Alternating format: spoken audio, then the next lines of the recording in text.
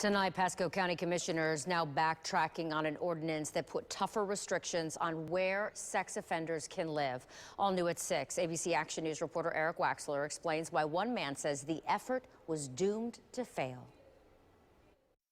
They live amongst us. They're here. We're going to have to integrate them in society. Attorney Patrick LeDuc is representing 3 Pasco County men who are registered sex offenders. He's challenged the county ordinance that says where they can live and where they can go. He says the so-called child safety zones now taken out of the ordinance were too vague. It included both private parks and public parks. Well, what's at every McDonald's? A playground, public and private playgrounds. Well, you have a residency restriction of 2,500 feet, you know, what's included? The Pasco Sheriff's Office keeps tabs on those sex offenders with visits every few months. They say the amended ordinance didn't lose any of its teeth. And all they did was kind of clarify the area where children congregate.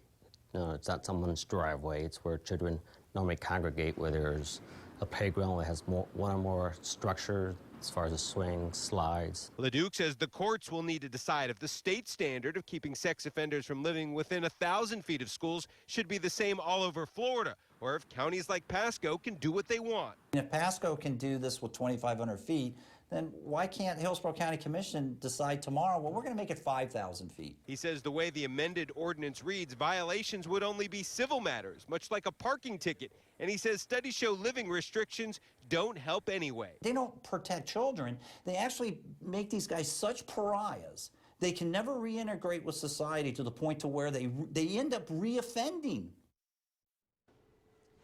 And that attorney representing the sex offenders tells me that he thinks this would not have held up in court, the ordinance, and that's why Pasco County leaders decided to change it. He says that 2 of the men that he was representing will likely pull out of their lawsuits, but that he will move forward with one of them who is simply trying to move in with his parents who live in Lutz, but hasn't been able to because of the ordinance. Reporting live in Pasco County, Eric Waxler, ABC Action News.